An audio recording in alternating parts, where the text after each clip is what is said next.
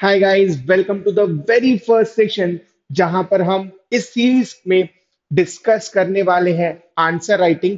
Right, जो हमारे mains में हेल्प करेंगी। जैसे कि हमें पता है कि अभी हमारा राजस्थान का मेंस एग्जामिनेशन है।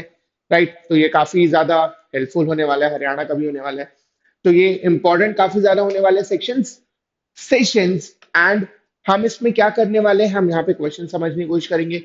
उसका उत्तर क्या होगा, उसका आंसर क्या हो सकता है, हम वो समझेंगे। और इसके अराउंड जो भी केस लॉज होंगे वो भी आपको समझाए जाएंगे, उसको भी समझने का प्रयत्न करेंगे हम। राइट, अब जब भी आप मेंस की बात करते हैं तो वहां पर ये समझना जरूरी है, जो हमारा आंसर फॉर्म होता है वो काफी हद तक डिपेंड करता है कि कितने नंबर का वो क्वेश्चन है। राइट, कि अब जैसे हम दिल्ली की बात करते हैं या राजस्थान की बात करते हैं तो वहां पर आपको एक पर्टिकुलर जगह दी होती है। अगर मैं सिर्फ राजस्थान की बात करूं कि अगर वहां पे 2 नंबर का प्रश्न है तो आपको 15 शब्दों में लिखना होता है। राइट, शॉर्ट में, बहुत शॉर्ट में लिखना होता है। यहां पर हमने 2 नंबर का प्रश्न भी लिया है, 4 नंबर का भी लिया है और 8 नंबर का भी लिया है। डेफिनेटली थोड़ा ज्यादा समझाया गया है ताकि आप इनमें से कुछ कंटेंट लिख लो। ये आंसर्स जो है ये एग्जॉस्टिव नहीं है, आप इसमें कुछ ऐड कर सकते हैं, कुछ सब्ट्रैक्ट कर सकते हैं। राइट, तो let's start with the session और इसको समझने का प्रयत्न करते हैं। So the very first question is, you have to define the term dishonestly. अब ये जो प्रश्न था, ये 2 नंबर का पूछा गया था और ये आया था आरजेएस में। ठीक है, आरजेएस 2019 के पेपर में पूछा गया था, ये मेंस में पूछा गया था, 2 नंबर का है। बट इसको हम थोड़ा और डेप्थ में समझेंगे। अब जैसे हम बात करते हैं डिसऑनेस्टली की, ये डिफाइंड कहाँ है? It has been defined under section 24। Right, लेकिन डिसऑनेस्टली के लिए एक बात जानना जरूरी है, एक कॉन्सेप्ट जानना जरूरी है। एंड दैट इज कि आपको सेक्शन 23 का ज्ञान होना चाहिए। राइट, 23 बोले तो आपको यहां पर पता होना चाहिए कि रॉन्गफुल गेन क्या है और रॉन्गफुल लॉस क्या है। क्योंकि अगर आपको रॉन्गफुल गेन रॉन्गफुल लॉस नहीं पता है तो आप डिसऑनेस्टली में तो जा ही नहीं सकते हो, डिसऑनेस्टली आपको समझ में ही नहीं आएगा और ना ही आप लिख पाएंगे। ठीक है, तो लेट्स स्टार्ट। सेक्शन 24 डिफाइन करता है डिसऑनेस्टी को, और वहां पे बोला गया है कि whoever does anything with the intention, यहां पर इंटेंशन क्या होना चाहिए?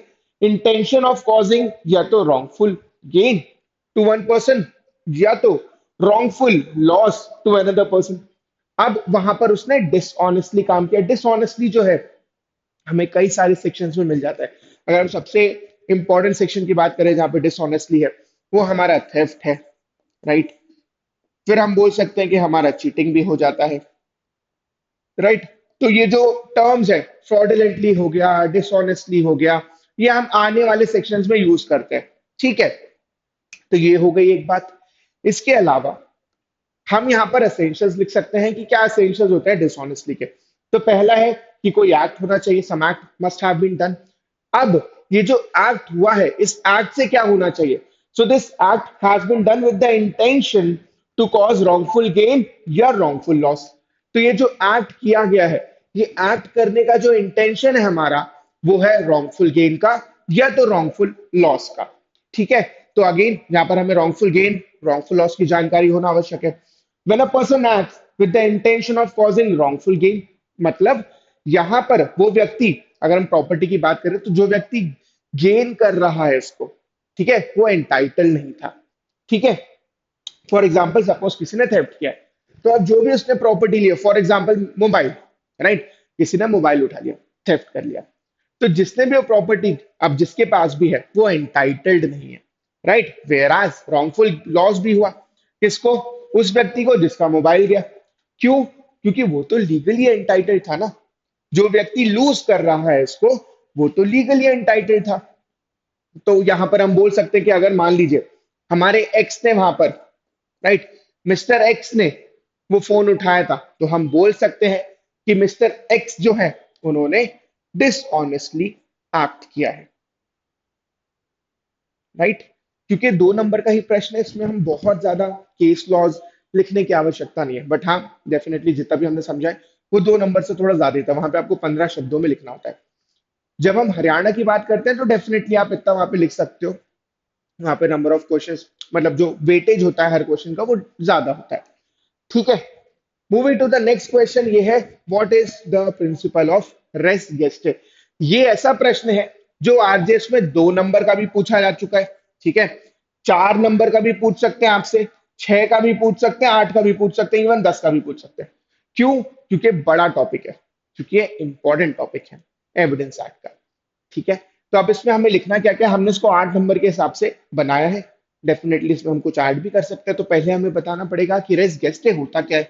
सो we will require an intro, right. उसमें हम बताएंगे कि सेक्शन 6 में है भाई, इसका मतलब क्या होता है, थिंग्स डन, राइट। तो क्या है, इसके अलावा फिर हम इसके अलग अलग एस्पेक्ट्स देखेंगे कि रेस गेस्टे क्या, जो है हमारा रेस गेस्टे, ये एक तरह से एक्सेप्शन है। एक्सेप्शन किस चीज का है? To the rule of hearsay, ठीक है, राइट। और साथ में इंट्रो के बाद हमने कुछ केस लॉज भी लिखने हैं जिससे हम वैलिडेट कर पाए। उसके बाद हम आएंगे कि ये एक्सेप्शन है हियर से एविडेंस का, और फिर कुछ केस लॉज जानेंगे, कुछ केस लॉज समझेंगे, राइट। तो यहां पर क्या बोला गया, रेस गेस्टे क्या होता है, लिटिल मीनिंग थिंग्स डन, ठीक है। बेसिकली वो एक्ट, राइट, जो फैक्ट्स होते हैं एक पर्टिकुलर ट्रांजैक्शन का, जो कि एक्सप्लेन करते हैं किसी एक्ट को, वो हमारा रेस गेस्टे हो जाता है, ठीक है। बट माना जाए तो इसका जो मीनिंग होता है वो होता है things done, act done, right? Showing a motive for acting, a matter which is incidental to a main fact and explanatory of it. कि जो मेन फैक्ट है उसको एक्सप्लेन करता है कि क्या हुआ होगा, जैसे आर वर्सेस बेडिंगफील्ड की अभी बात करेंगे तो फिर वहां पर समझेंगे। Including the acts and words which are so closely connected, यहाँ पर एक्ट भी एंड वर्ड्स भी वो बहुत क्लोजली कनेक्टेड होता है। अब यहाँ पर जो टाइम गैप है वो भी बहुत इंपॉर्टेंट हो जाता है, कि जो टाइम गैप है, अगर हमें रेस्ट गेस्टे का पार्ट बनाना है उसको, अगर हमें उसे रेस्ट गेस्टे बनाना है, तो इट इज इंपॉर्टेंट कि उसमें टाइम लैप्स ज्यादा ना हो। इसकी इंपॉर्टेंस क्या है वो हम समझेंगे। Closely connected with the main fact and without a knowledge of the main fact might not be properly understood, कि अगर हमें इसकी जानकारी नहीं है, अगर हम इसको नहीं समझ पाए, तो जो मेन फैक्ट है उसको भी हम नहीं समझ पाएंगे, उसको भी समझना मुश्किल होगा। Section 6 of the Indian Evidence Act is a direct manifestation of the doctrine of res gestae, right? जो कि इंग्लैंड में फॉलो होता है। अब अगर हम यहां देखें तो बोला गया है कि जो सेक्शन है वो प्रोवाइड करता है facts, even though they are not an issue, right. क्या हो सकता है, but they are closely connected with the fact in issue. और ये क्या है, एक तरह से ट्रांजैक्शन पार्ट फॉर्म करते हैं उस ट्रांजैक्शन का, और इसलिए रेलेवेंट है। यहां पर डेफिनेटली आप एग्जांपल्स भी लिख सकते हो, ठीक है। दे में अगर एट सेम टाइम और प्लेस, या तो हो सकता है कि डिफरेंट टाइम्स एंड प्लेसेस में हो, लेकिन इंपॉर्टेंट ये है कि सेम टाइम पे ना हो। अगर डिफरेंट टाइम में भी हुआ है तो जो टाइम लैप्स है वो बहुत ज्यादा नहीं होना चाहिए, ठीक है। The rationale in taking certain statements or facts relevant under section 6 is on account of spontaneity and immediacy, मतलब क्योंकि ये इमीडिएट हुआ है, क्योंकि जस्ट बाद या जस्ट पहले हुआ है, इसलिए हम इसको एक साथ लेके चलते हैं, इसलिए हम इसको रेस गेस्टे का पार्ट मानते हैं, इसलिए हम पार्ट मानते हैं कि उस ट्रांजैक्शन का ही एक पार्ट है ये, राइट। एंड इसलिए इसकी रेलेवेंसी भी है, ठीक है। अब हम आर वर्सेस बेडिंगफील्ड की बात करें, यहाँ पर जो जजमेंट आया वो थोड़ा सा कॉन्ट्रडिक्टरी था, उसको काफी ज्यादा क्रिटिसाइज किया जाता है। यहाँ पर हुआ ये था कि एक महिला थी and there was a man, Bedingfield, जिन्होंने थ्रोट, गला काट दिया था उस वुमेन का।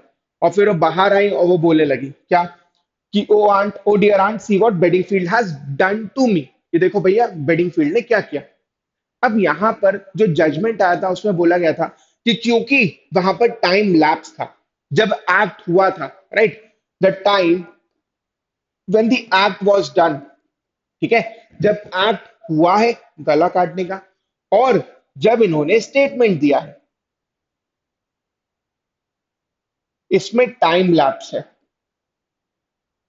एंड क्योंकि टाइम लैप्स है, क्योंकि टाइम लैप्स हुआ है, इसीलिए ये जो स्टेटमेंट है ये एडमिसिबल नहीं है, राइट। इसलिए यहां पे बोला क्या कि जो स्टेटमेंट है that is not admissible. Definitely इसको बहुत ज्यादा क्रिटिसाइज किया जाता है, राइट, क्रिटिसाइज किया जाता है। फिर इसके बाद आर वर्सेस फॉस्टर का भी केस है जहां पे इसको ठीक किया गया।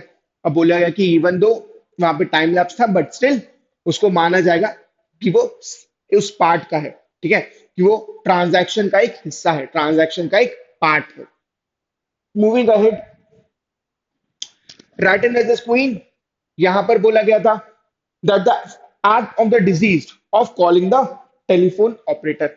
अब यहां पर क्या हुआ था, महिला थी, उन्होंने कॉल किया एंड टेलीफोन ऑपरेटर को और बोला कि भाई आई नीड हेल्प, उनको हेल्प चाहिए थी। एंड इसी दौरान क्या होता है, जो वो कॉल था वो कट गया एंड कुछ देर बाद इस वुमेन की हो जाती है डेथ। अब जब शक गया पति पर, तो पति ने बोला कि नहीं, ये एक एक्सीडेंट था, राइट, जो डेथ का कॉज है वो एक एक्सीडेंट है। अब यहां पर पूरा मसला सिर्फ इतना सा था कि क्या उस महिला का कॉल करना टेलीफोन ऑपरेटर को और उससे मदद मांगना, बहुत ऑब्वियस सी बात है कि अगर एक्सीडेंट होगा तो कोई हेल्प क्यों मांगेगा, राइट। उसको कैसे पता कि थोड़ी देर बाद मेरे साथ एक्सीडेंट होने वाला है, ये जानना तो बहुत मुश्किल है, राइट। तो ये कोई एक्सीडेंट तो नहीं होगा। यहां पर बोला गया कि उस महिला का जो कॉल करना है टेलीफोन ऑपरेटर को, it forms part of the same transaction and वो जो स्टेटमेंट है वो एडमिसिबल है, उसके बेसिस पर हम जानेंगे। और फिर ये समझा गया कि वो एक्सीडेंट नहीं था, right. And the words said by her on the call are relevant facts as they form part of the same transaction which is in the issue before the court. Issue ये था कि क्या जो पति है उनके, उन्होंने ही मारा है, राइट। तो उन्होंने बोला था कि एक्सीडेंट है, बट कोई भी इंसान एक्सीडेंट के पहले कैसे कॉल करेगा, तो एक्सीडेंट के बाद ही कर सकता है, राइट। तो यहां पर उनका जो स्टेटमेंट था, उस महिला का जो स्टेटमेंट था, उसको रेलेवेंट माना गया, ठीक है। आगे बढ़ते हुए, आर वर्सेस फॉस्टर, ये भी इंपॉर्टेंट है, राइट। यहां पर क्या बोला गया कि जो व्यक्ति थे डिजीज जो थे, उनका एक्सीडेंट हुआ था, एक कार आई, जो हिट एंड रन होता है हमारा बेसिकली वो हुआ, ठीक है, एक्सीडेंट हुआ और फिर चले गए।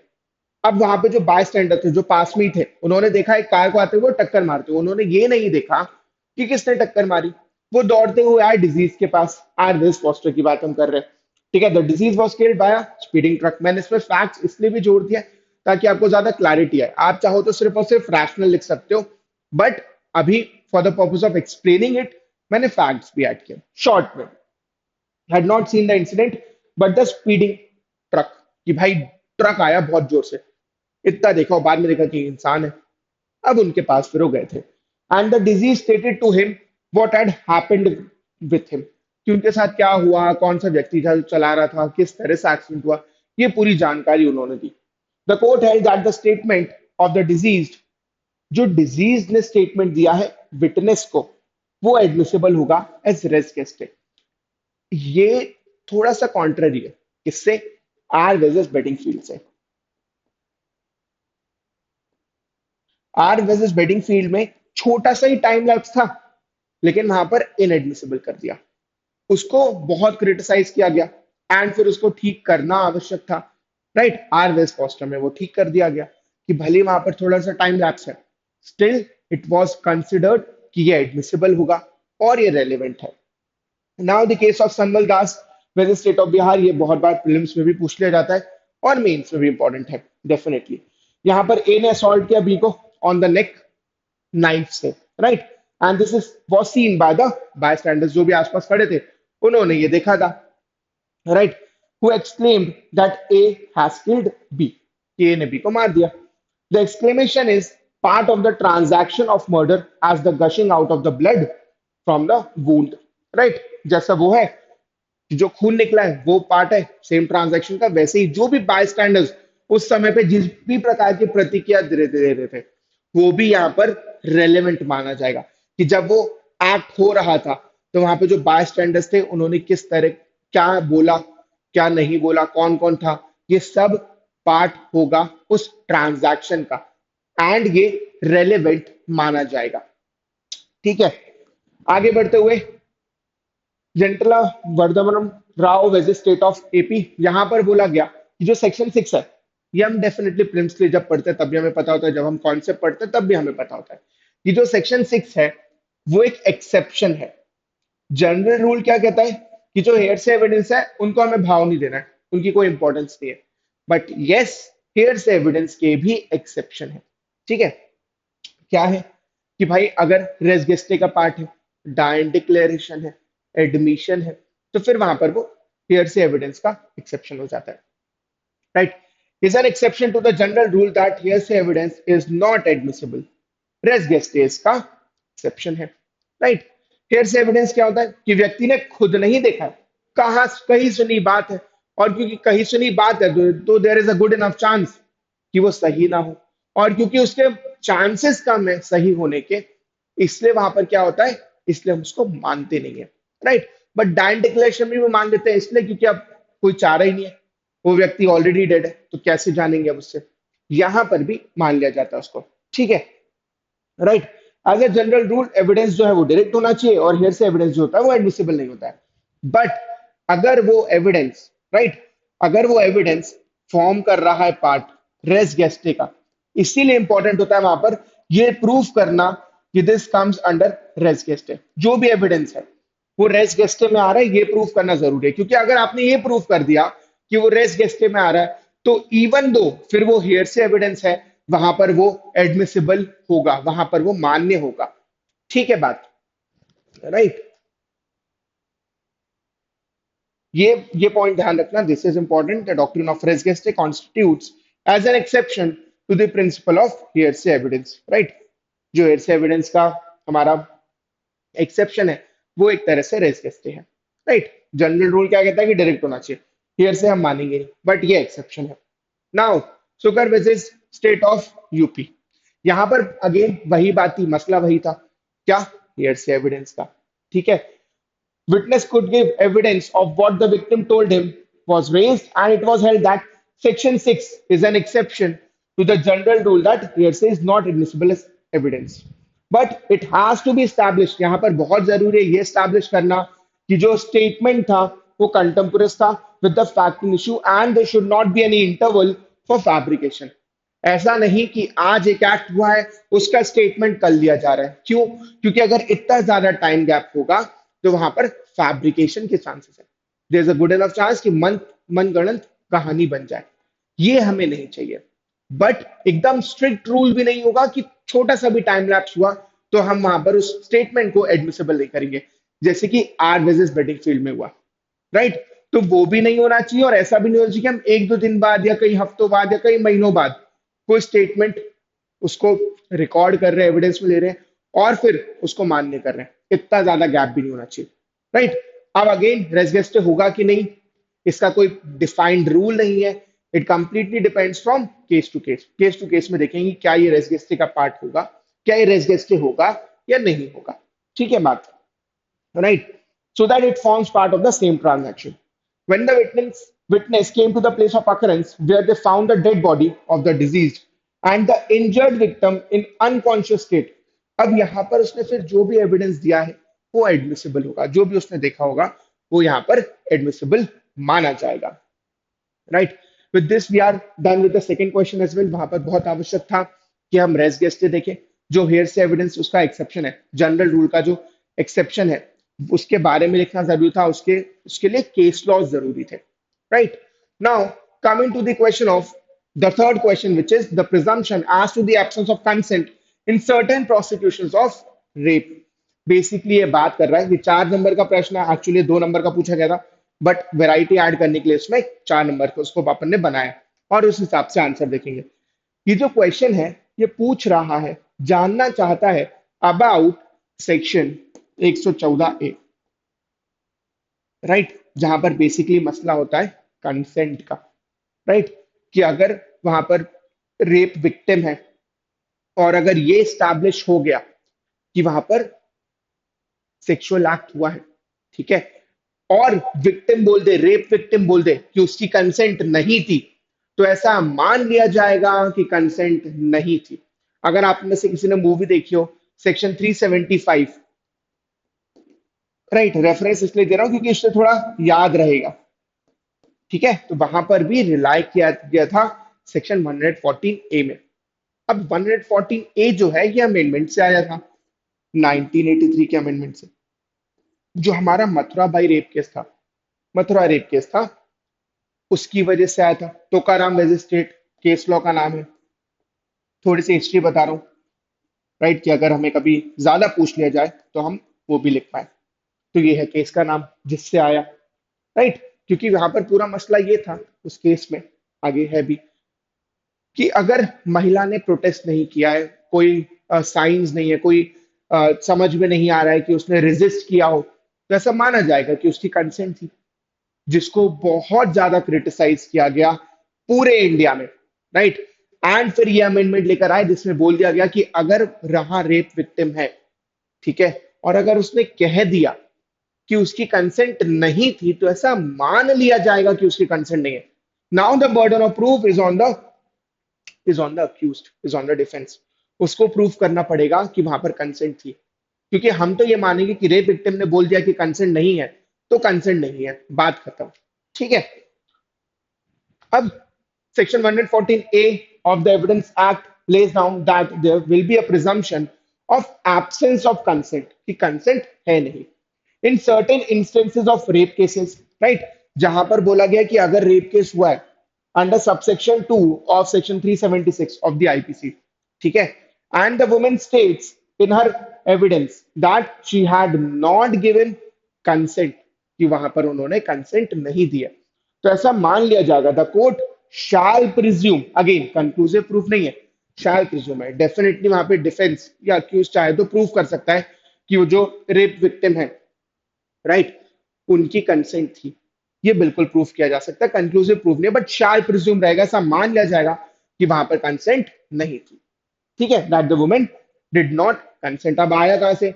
मथुरा रेप केस से आया, ठीक है, जहां पर अलग अलग बातें की गई। सेशंस कोर्ट ने तो बोला कि नहीं ऐसा कुछ नहीं है, जो महिला वो फैब्रिकेटेड स्टोरी ला रही है। हाई कोर्ट ने इसको ओवर रूल किया और उन्होंने बोला कि नहीं रेप हुआ है। सुप्रीम कोर्ट ने ओवर रूल कर दिया हाई कोर्ट का judgement, right, decision overrule कर दिया और बोला कि नहीं, क्योंकि वहां पर कोई साइंस नहीं है प्रोटेस्ट के, तो ऐसा माना जाएगा कि वहां पर कंसेंट थी। इसको बहुत ज्यादा क्रिटिसाइज किया गया और फिर चेंज आया, राइट। एंड इसी की वजह से क्रिमिनल अमेंडमेंट एक्ट 1983 आया, जिसमें फिर 114 ए को इंट्रोड्यूस किया गया, जहां पर बताया गया about absence of consent, right. अब असेंशियल कंडीशंस क्या है? सबसे पहली कंडीशन ये है that accused must be prosecuted for rape under clause 2, under subsection 2 of section 376। ये इंपॉर्टेंट है, ये सबसे इंपॉर्टेंट असेंशियल है।